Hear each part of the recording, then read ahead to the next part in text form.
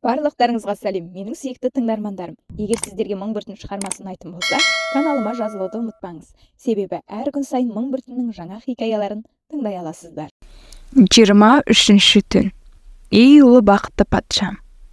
Құныс құл уәзірдің дауысын естіп, жауап бермеді.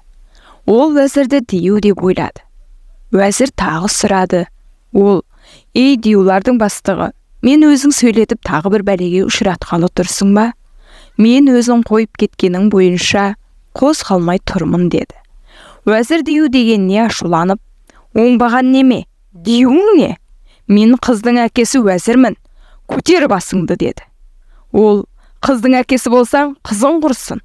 Маған қыз беремін деп, басымды бәлеге шаттың. Ол қызың есек жынның қатыны екен. Мені сол келіп, осы бәлеге салды. Енді өзің кет осы арадан. Дию келгенше осылай тұрам, болмаса өлтіреді деді. Уәзір ашуланып, тесікте тұрған құлды суырып алды. Басы босаған құл алды артына қарамай, патшаның сарайына қаша жөнелді. Барып Диюдан көргенін патшаға сөйлеп берді. Уәзір әбден дал болып, қызына келді. Балам, маған түсіндірші, бүгін сенің қасыңда жатқан кім деді. Қызы, әке, мені кімге берсең, соның қасында жаттым деді. Уәзір тағы таң болды. Ол кім еді деді. Уәзір, ол күйеу, менімен бірге жатты. Тіпті жүкті болып қалуымда мүмкін деді әкесіне бет ашылған қыз. Бас киімі басқа киімі мынау тұр. Мүмкін арасында бір заты болу керек. Келіп қараңыз деді. Уәзір киімді ақтарды. Арасынан бір түйіншек шықты. Ол кемедегі малды сатып алған ақша. Еврейдің Нуридиннің баласынан кемедегі малын сатып алдым деп берген тіл хаты еді. Оны көргенде уәзір жылап қоя берді. Субханалла, Ал-Қадыр ғала күллі әшия деді. Тағы қызына қарап, сен қасыңда жатқан кісіні таныдың ба балам деді. Жоқ, уәзір, танымасаң сені берем деп жүрген інімнің баласы екен. Мына мың ділдә саған әкелген қалың малы болуы керек. Киімді қарап отырып, тағы бір хат тапты. Ол інісі өлер кезінде баласына жазып берген хат еді. Оны оқып, аңламастан сөйлесең, ауырмай-ақ өлесің. Азары берсең кісіге өзіңде азары көрерсің деді көзі бұлау болған уәзір. Ол хатта інісі қайда барғанын, Басырдағы уәзірдің қызын алғанын, қай күні баласы туылғанын, ағасының жүзін көре алмай өлгенін жазған еді. Уәзір хатты алып патшаның алдына барды. Патша бұл әңгімеден хабарланып, таңырқады. Бұл оқиғаны жаздырып, кітап қылып қазынаға сақтатты. Уәзір баланың қайда кеткенін білмей, қайғылы болды. Жан жаққа қанша хабар салса да, еш дерек болмады. Ей Құдай, деді ол. Бұрыныңды соңынды мұндай іс болып көрмеген шығар. Мұндай жұмбақ сияқты оқиға менің басымда болды ау. Осыған кеп түннің бір әңгімесін аяқтады Шахризада. 24-ші түн.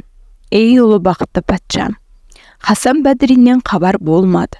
Шәмшидин үйде қалған баланың затын түгел хаттатқызып, хатты арасына қосып, сандыққа салдырып тастады. Бас киім мен алтынды бөлек сақтады. Қыз әкесіне ашуланып жүріп айтқанда бірдеңені сезгендей болып айтып еді. Сол күннен бастап оның бойына бала бітті. 9 ай 9 күн өткенде бір ұл туды. Оның пішіні әкесі Хасан Бәдіриннен айырып алғысыз еді. Баланың атын ғажап қойып, бағушы әйелге тапсырды. 7 жасқа жеткенде мектепке берді. 4 жыл мектепте оқып, балалармен араласып өсті. Ол балалармен ұрысып, тілдеп, қиратып сабаушы еді. Қарсы келген балаға, мен Мысыр патшасының уәзірінің баласымын. Сендер маған қалай қарсы келесіңдер дер еді. Мазасы кеткен балалар кеңесіп, осыны мектептен қуайық десті. Бір күні мектепке келгенде, ғажап, осы сенің әкеңнің аты кім деді бір бала. Әкем Шәмшиддин. Әкеңнің атын білмейтін қандай сорлысың. Шәмшиддин шешеңнің әкесі емес пе? Жоқ, әкем Шәмшиддин. Шешеңнің аты кім? Саттал Хусни. Болмаса сенің әкең жоқ. Саттал Хусни Шәмшидиннің қызы. Қызын әкесі ала ма? Шатасып тұрғаның не десті? Балалар бөлек шығып бір жерге жиылды да, біздің қатарымызға әкесін білмеген кісі келмесін деп, ғажапты ойнатпай қойды. Әкесіз балаға ойын не керек деп, балалар күлді. Ғажап ызаланып жылады. Мектептегі оқушылардан, менің әкем Шәмшидин емес пе деп сұрады ол. Шынында әкеңді білмеймін балам. Сені туған Саттал Хусни Шәмшидиннің қызы деді. Ол қалай деді таңырқаған бала. Қалайын қайдан балам? Патша қаһар етіп, шешеңді ақтап деген құлына берген. Сол күні жын жатқан дейме, пері жатқан дейме, бір уақиға болыпты. Анығын адам біліп болмайды, шешең білмесе деді. Өткен уақиғаны шала шарпы құлағы шалған кәрі молда. Бала оны естіп, жылап үйіне қайтты. Шешесіне келіп, менің әкем кім деді? Әкең Шәмшидин. Ол сенің әкең, менің бабам. Ал менің әкем қайда? Шешесі састы. Қай-қайдағы көрген түстей уақиғада олдай қозғалып, алай-түлей болды. Ізім қайым дерегі жоқ, біреуді атаған мен балан қанағаттанбады. Тақсіретін тартып, тұл қалған жас қатын бүйірін таянды да, баланы құшақтап, соңқылдап, жоқтай берді. Бұт-жыт болған қиялым, түйе басқан тегештей, қайда кеттің шырағым көзге түскен елестей, қу төсектің қызығы иесімен аңладым, қу тізені құшақтап, ыңырсумен қалғаным. Қайтарымсыз қалаға, шипа болып жараға, қуаныш боп балаға, бала жасса арада, деп қыз солқ-солқ жылады. Байқаусызда үстіне келіп қалған әкесі шошып кетті. Қызының неге жылап отырғанын сұрады. Жыламай қайтейін әке. Мына балаңды мектептегі балалар мазақ қылыпты. Әкең жоқ, ойнама депті. Соған ызаланып жылаған баланың зары ішімді өртеді. Жұдырықтай бала әкесін іздеп зар қағады. Бұған жыламағанда не шара деп, көз жасы тағы шұбыра берді. Уәзірде көңілі босап, көзін шылады. Патшаның алдына барды да, барлық жайды түсіндірді. Дал болып есі шығып келген уәзірдің рахымы түсіп патшаның, бар, балаңды ізде, тауып қайтқаныңша рұқсат еттім деді. Уәзір патшаға алғыс айтып, баласы ғажапты алып сапарға шықты. 3 күн жүріп, Дамшық қаласына келді. Қаланың түрлі ағашы жайқалып, тәтті жемістері пісіп, өте көркемденген күндердің мезгілі екен. Ала қанын гүл жазып, соңқылдаған бұлбұлы, гүлге қонып сандуғаш, көктен құйып күн нұры. Майда жібек соққан жел, көлді желпіп шалқытып, аңқып шыққан қош иісі бой деріте балқытып деп ақындар өлең айтты. Дамшықтың сол көрікті жерінің бірі Хаспа деген алаңға уәзір 2 күн сонда дем алмақ болды. Жігіт желеңді жинап, базардан керек жарағын алмаққа шықты. Бірнеше нөкермен ғажап та базарға шықты. Ол аралап отырып, әкесі Хасан Бәдірен тұрған асханаға келді. Ас пісіріп тұрған әкесі баласы ғажапқа көзі түсіп, ішіне бір түрлі ой түскендей болды. Еріксіз ыстық жас көзіне мөлдіреп шығып кетті. Қадалған жасты көзді қанша аударайын десе де ерік бермеді. Мырза, ішке кір. Біз сияқты ғаріп кісінің асханасынан дәм-тәт деді есік алдына келген балаға. Ұлы кісі еліп, үлпәтті болса кедейге, тауға көңілі бір шығып, көп жасаңыз демей ме? Деп жалынышты ғазал оқыды. Бұл кісінің ауазы баланы да еріксіз елжіретті. Жанына еріп жүрген жігітке, ішке кірелік, мына кісіге менің айрықша рахымым түсіп тұр деді бала. Бұл кісіде деді бала, маған ұқсап баласынан айырылған біреу болар. Жабыққан көңілін аз отырып сөйлесіп, көтеріп қайтайық. Мұның дұғасы себеп болып, мен әкемді тауып алармын. Сен Мысыр патшасы уәзірінің баласысың. Саған асханаға кіріп тамақ ішіп, жай біреумен сөйлесіп отырғаның лайық емес. Ел көрсе, сүйегі төмендермен бірге отыр деп күледі. Бала жігіттің тілін алып, шығып кете беріп еді. Ей, жүрегімді жібіткен бала, сен мен сияқты бір кәріпке, бір-екі ауыз сөзіңді қимайсың ба деді. Бала аяғын ілгері баса алмай, жанындағы тоқтау салып тұрған жігітіне қарап, махаббат жанып жүректе сыртқа жалын шықпайды. Күймегенге ол керек пе, ол сезбейді, ұқпайды деді. Бала бұрылып асханаға кірді. Хасан Бәдрин іші бауыры елжіреп құшақтап сүйгісі де келді. Бірақ дәрежесі жоғары уәзірдің баласы болғандықтан қол созуға батпады. Жоғары төсек салып, арнаулы тамақ пісірді. Әзірленген асты бірге жеуге шақырды баласы басты. Ол бірге жеуге именіп, қолын соза алмады. Тағы да асқа шақырып, отырыңыз ата. Сіздей кісімен бірге болғаным үшін менің іздегенім табылар. Кәріптің дұғасы қабыл деген деді бала. Хасан Бәдрин көзіне жасы іркіп, қарғадай басыңнан саған түскен қандай сар деді аспаз. Мен деді бала. Әкесінен айырылған кісімін. Ол шешеммен бір түн жолдас болып жоғалған. Мен сонан туған баламын. Енді бабамды ертіп әкемді іздеп, Қойғап тауына шейін барам. Оны естіп аспаз көз жасын төгіп жіберді. Бірақ басынан өткен уақиғасын айта алмады. Қаша басын ішіп болып, қош айтып шығып кетті. Олар шығып кеткен соң, Хасан Бәдриннің жүрегі суырып, бірге алып кеткендей сабыр етіп тұра алмады. Ісін тастап баланың артынан жүгірді. Артынан еріп келе жатқан аспазды көріп, қасындағы жігіт, неге еріп келесің деді. Оған аспаз, бір жерде жұмысым бар еді, соған бара жатырмын деді, айбатынан именіп. Бала да оның бірге жүргенін тәуір көріп, нең бар онда, барсын жұмысына, деп кете берді. Олар қасына жақындап қалғанда аспаздың қалмайтынын көрген жігіт қайырылып аспазды қамшымен тартып жіберді. Басы қып-қызыл қанға батып, есінен танып жығылды аспаз. Ол уақытта ғажап қосынына кіріп кеткен еді. Жігіттің не істегенін білмей де қалды. Хасан Бәдрин есін жиып, сәлдесін жыртып басын байлады. Қайтып асханасына келе жатып, Басырада қалған шешесін, өткен өмірін ойға түсіріп, қамықты.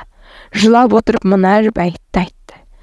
Түнге қосып зарлаған бұл ғаріптің ғазалы, түнге түнді жалғаған сарғыш тартты ажары. Анам қайда, жар қайда, мендегі өмір ме? Әзір ел сен қайда, әкет мені өлімге деді. Уәзір дамшықта 3 күн тұрып, 4-ші күні Басыраға жол шекті. Бірнеше күн жол жүріп Басыраға келді. Басыраның сұлтанына барып мән жайды түсіндірді. Інісі Нұридиннің әл жайын сұрады. Сұлтан осыдан 5 жыл бұрын ол кісі қаза тапты. Ол менің жақсы көретін уәзірім еді. Оның баласы да болды. Ол үшті күйлі бір түнде жоғалып кеткен. Онан қалған бір кемпір бар, осы қалада. Олар туралы бір қатар жұмыстар да істедім. Ғапу етіңіз деді. Сұлтан өткен әңгіменің бәрін айтты. Шәмшиддин кемпірді көруге сұлтаннан көмек алып іздеді. Ол жоғалып кеткен жалғыз баласының моласы деп бір там салдырып, соның ішінде жататын еді. Уәзір моланың алдына барғанда, өлі түскен басынан мені бір тікен сояуы бозінгендей боздатып, неге мені қояды? Баласы жоқ аналар, бақшасы жоқ бұлбұл ғой. Бар баламнан айырылып, мен де сондай болдым ғой деп, қабірді құшақтап жатыр еді. Шәмшидин молаға кіріп, жылап жатқан кемпірге сәлем берді. Мен ерің Нұридиннің туысымын. Аруақ болып, орнында қалған сені іздеп, Мысырдан келдім. Көтер басыңды, көріселік деді. Зарына ортақ сияқты қалтыраған дауыспен уәзір. Селк кетіп, басын қабірден көтеріп, көрісті кемпір. Уәзір бастан өткен барлық уақиғаларды сөйлеп, Хасан Бәдринді көрген түстей Мысырға барғанын, қызымен бір түн жатқанын, одан қалған баланың ержетіп, оны ертіп мұнда келгенін айтты. Оны естіген кемпір өлгені тіріліп, өшкені жанып қуанғандай тағы жылады. Баласы қайда кетсе де тірі хабарын алып, кемпір моладан шығып, Шәмшидиннің аяғына жығылып, қолын сүйіп құрмет көрсетті. Терісін сойып қаптап алғандай, күйеуіме аумай ұқсайды екен деді ол қайнағасын көріп. Кемпір баласының қабірі деп көп жыл бойы құшақтаған молаға қарап тұрып, мүрде болған жан едім, Иді тәңір анаңды. Жылқысындай бір дауыс берді игі хабарды. Шөлде қалып шектім ақты бүгін бұлағым. Бір жақсы күй жан сүйген сезді бүгін құлағым. Шәмшидин кемпірді үйіне апарып, немересі Ғажапты алдына келді. Оны құшақтап сүйіп, жылап мауқымын басты. Кемпірдің дүниесін түйеге артып, Мысырға қарай қайтадан жол тартты. Уәзір Басыра сұлтанының алдына барып, кететінін айтып, қош айтысты. Басыра сұлтаны уәзірден Мысыр патшасына сыйлық сауқаттар жіберді. Шәмшидин Басырадан шығып, Дамшыққа қайта келді. Осы қалада бір жеті тұрып патшаға сыйлыққа лайықты асыл дүниелер алмақ болды. Ғажап жігітін жанына ертіп, базарды аралауға шықты. Сен әнеугі бір мүсәпірді ренжітіп кетіп, соған барып жақсы сөз айтып, көңілін жұбатайық. Дуасы тиер деді қасындағы жігітке. Жігіт де дұрыс көріп, бұлар аспаздың алдына келді. Аспаз ерекше қуанышпен қарсы алды. Ғажап шекесіндегі жараның орнын көрді. Оның көрген жәбіріне айрықша аянышты келді. Бірақ сыпайылықтың салтымен еш нәрсе айтып, сыртына шығарған жоқ. Аспаз балаға арнап қасып даярлады. Ғажап жігітпен жеп отырып, аспаздың басына түскен жарадан ұялды. Оның ойнында көрсем кием басыңдағы жараны, қандай жансың күнге түскен қаралы, бар жүзіңді жанып тұрған жұмбақ сыр, шарпу тиіп, неге жүрек жанады деді ішінен. Терең ойға кіріп, тамақты есіне шығарған балаға, жаным балам, өткен жолы артыңызға еріп, әдепсіздік істедім. Оны мен істейін дегенім жоқ еді. Еріксіз кетіп қалғанымды өзім де сезбедім.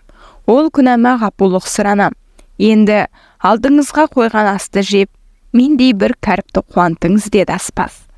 Сіз енді бізге еріп, ұят істемейтін болыңыз. Егер олай істесеңіз, қайтып сіздің асханаңызға келмеймін. Егер сабырлы болып, сыпайылықтың шартын орындасаңыз, неше күн осы қалада болсам да, күн сайын келіп тұрам. Асыңды шем деді бала. Отырып ас жеді.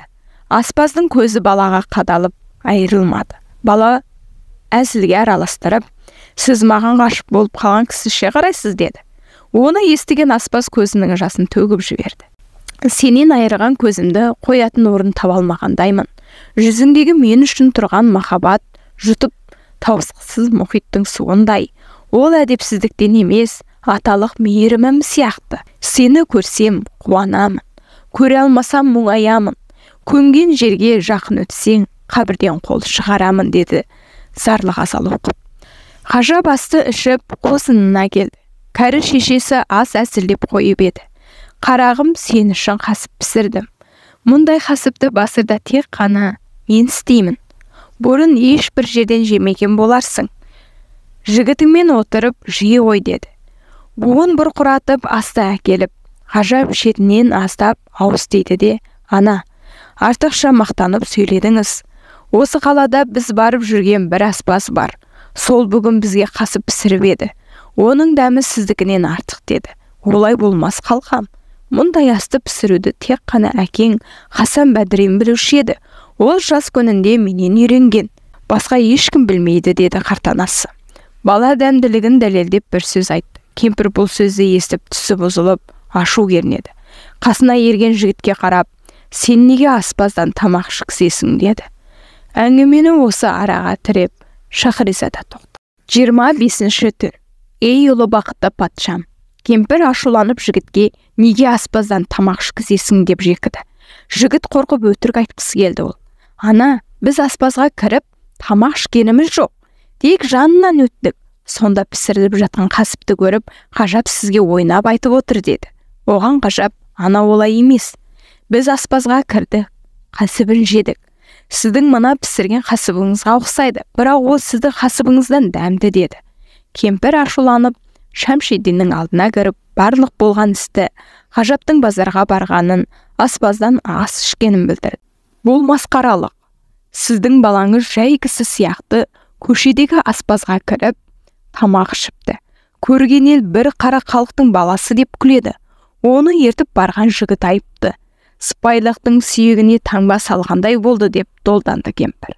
Уәзір жігітті шақырып, неге аспаздан тамақ ішкіздің деп ақырды.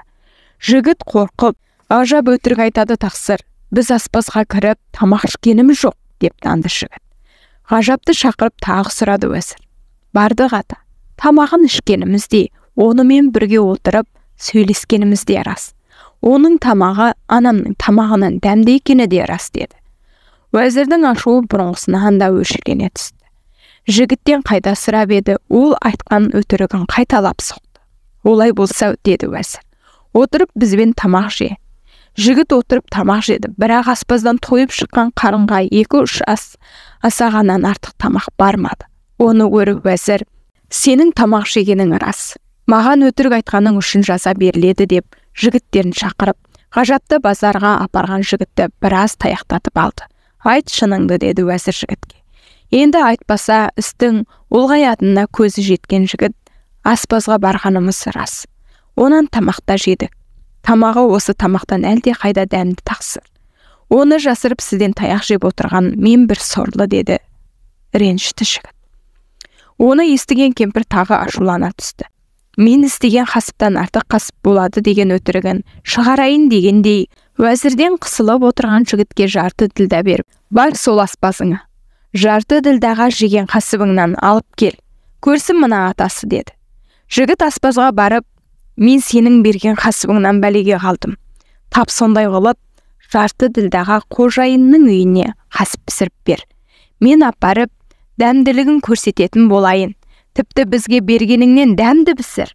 Өзі пісірген қасыбыңнан мақтанып жүрген кемпірдің масқарасын шығарамын деді. Аспаз пісіріп жатып, мұндай дәмді қасыпты тек басырада менің анамнан, өзімнен басқа кісі пісіре алмаушы еді. Жас кезімде анамның қасынан көп айналып, осындай қасып пісіруді үйреніп едім. Сен қорықпа, мен пісірген қасыптан ешкім асырып қасып пісіре алмайды. Менің анам мұнда қайдан келсін? Ол көз жетіп құлақ естіппейтін алыста қалған ғой деп қамықтаспас. Жігіт піскен асты алып қосқа барды. Кемпір жабулы тамақты ашып, асты көрді де жылай берді. Ол жылап қойған жоқ, есінен танып құлады. Уәзір сасып, кемпірдің бетіне су септі. Бұл ас деді есін жиған кемпір.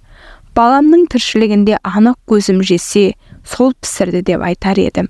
Мұндай қылып, сол екеумізден басқа кісі пісіріп көрген жоқ. Енді дамшықтың бір кем бағал аспасын менің балам да қалай айта алармын. Бірақ деді кемпір, сіз осы аспазды тексеріңіз. Түбінде бір ғаріптікке ұшырап келіп жүрген Хасан Бадрин болмасын. Уәзір қобалжып ойға түсті. Егер деді ол ішінен, аспазды шақырып алып, оны танып алып кетсем, ел уәзірдің қызын жан алмаған соң бір аспазды бай қылғалы таныдым деп алып кетті дер. Танымаған күнде аспаз уәзір ұлылығын көрсетіп мені әуре қылды дер. Сондықтан аспазды Мысырға алып кетейін. Қай уақытта Хасан Бадриннің шындығын сонда қалған киімдері ашады деп ойлады. Сөйтіп 20 жігітті шақырып бұйрық берді. Сіздер Дамшықтың сұлтанына мына қатты апарып, аспазды ұстап әкеліңдер. Бірақ ұрып соғып, жәбір көрсетпе деді. Ол қатта мынандай сөз бар еді. Дамшықтың сұлтаны, мен Мысыр патшасының уәзірі болам. Бір құлым қашып, соны іздеп жүргеніме көп күн болып еді. Басыраға барып таппай келіп едім. Соны сіздің қалада аспаз болып тұрған жерінен таныдым. Осы жіберген жігіттерден қалдырмай ұстап беруіңізді сұраймын. Мысыр патшасының бас уәзірі Шамшиддин. Хатты алып жігіттер сұлтанға барды. Сұлтан оқып көріп, бұл заманның құлы қашаған келетіні анық. Уәзір Тақсырың таныса, кімде болса ұстап әкете беріңдер. Менің ешбір қарсылығым жоқ деді. Жігіттер барды. Оның жылап сарлауына қарамады. Ұстаған жерінде тұтқын есебінде уәзірдің қасына келді. Уәзірдің алдына тізе бүгіп, жасын көл қылып жылады аспаз. Тақсыр, менің қандай күнәм болды? Өмірімнің ішінде ешбір кісіге қиянатым болмаған жан едім деді. Сен қасыпты жақсы пісірмепсің деді уәзір. Олай болса деді аспаз, маған неден жаман піскенін, несі кем екен көрсетіп жазғырыңыз деді. Оны тексеріп отыруға менің уақытым жоқ. Бір жола Мысырға апарып тиісті жазаңды берем деді. Қосты жықтырып, түйе теңдетіп жүріп кетті уәзір. Хасан Бадринді сандыққа салғызып түйеге артқызды. Мысырға жақындаған соң Хасан Бәдринге ішкен асына дәрі қосып беріп, ұйықтатып, түнделетіп қалаға кірді. Уәзір өз сарайына түсіп, бітіріп қайтқан істерін қызы мен қатынына баяндады. Қызына аспаздың кім екенін анықтау үшін мынандай бір істе деп тапсырды. Баяғы күйеуге кездескен түнгі төсегіңді сал да, сандықтағы киімдерді алып орнына қой. Мұны алып келген аспазды сонда кіргізіп, есін жиғыз. Егер сол түнді есіне түсіре алса, күйеуім осы болғаны. Бөтен болса, тиісті шарасын таба салармыз деді. Айтқан іс орындалып, бірнеше кісі аспаздың кім болып шығуын көзімен көргелі есікте тұрды. Хасан Бәдринді үйге кіргізді. Ес кіргізетін дәрі иіскетіп, ұйқыдан тұрды. Басын көтеріп жан жағына қарады. Кәдімгі бала күнде бір кірген отау үйі сияқты үйде отырғанын байқады. Қыз ұйықтап жатыр. Шешкен киімі жанында. Төсекте, шымылдықта түк өзгеріс жоқ. Киімдерін ақтарып, ақшасын қарады. Ол да түгел орнында тұр. Әкесінің жазып берген хатын қарады. Салған жерінде қос алмапты. Астапыралла деді ол. Қауқиған сақалын сипап. Оның даусын шошып кеткен кісі болып қыз оянды. Кел жаным, орныңа жатсаңшы, саған не болды деді қыз. Хасан Бәдрин мең-зең болып, не дерін білмеді. Қыз қайталап, түс көріп шошып ояндың ба деді. Қалай екенін білмей отырмын деді күлімсіреп аспаз. Не болды деді қыз. Жаңа жаттың, шешкен киімдерің мынау тұр. Қасыңда мен жатырмын. Неге таңырқанасың? Ұйықтап тұрғаныңа өзгеріп кеттің дейсің бе? Әрине өзгердім деді ол. Мен бұл төсекте жатқанда жас жігіт едім. Енді сақалдың шыққаны мынау, онан бері әлденеше жыл өтті. Дамшықта аспаз болдым. Онда маған үлкен уақиға кездесті. Мысырдың уәзірінен тамақ пісіріп берем деп жазғаралап, сандыққа салып еліне әкелді. Мысырға барып өлім жазасын тартпақ еді. Мен уәзірдің баласы көріп, не екені белгісіз, оны бір түрлі тәуір көрушілік пайда болды. Сол өмірдің бәрін көрген түс дейсің бе? Етіме түскен жараның орны, шыққан сақал, өмірдің өткенін дәлелдейді. Өмір екен дейін десем, салған төсек, шешкен киім, қосылған сен, сол қалпымен бірнеше жылдар бойы қозғалмай орнында тұруынан тағы күмәнданам. Оның бәрі көрген түсің болуы керек. Сенің еш өзгерісің жоқ маған деді қыз. Түс болғаным шынымен деп күрсін. Сыртта тұрған бақылаушы кісілер қызға қосылған жігіт осы екенін шексіз сенді. Неше жыл жалғыз баласын жоғалтқан кемпір, балапанына қанатын жайған құстай баласына құшағын жайды. Аналық балалық мейірім еріксіз танытып, жүрегі елжіреген бала әкесінің етегіне оралды. Айтып тауысқысыз, қызық қосылысқан кешіне неше жылдар бойы зарыққан Саттал Хусни бүгін тауып жолықты. Жоқ кісісіз табылып, қуанышқа кенелген Шәмшидин барлық жағдайды Мысырдың патшасына айтып, уақиға әңгіме болып жазылып, қазынаға сақталды деп Жақпар уәзір сөзін аяқтады. Бұл сөзді жақсы тыңдаған Харун Рашид халифа құлдың қанын кешті. Ей ұлы бақытты патшам, деді Шахризада. Дүниеде уақиға бола береді. Тағы бір әңгіме ойыма түсті. Ол Шым-Машын қаласындағы тігіншінің әңгімесі еді. Ол өте қызық. Бірақ көпке созылып кетіп, сізді жалықтырып алмасам? Қызық болса соны да айт, деді Шахрабас. Жақсы әңгіме кісіні жалықтырмайды.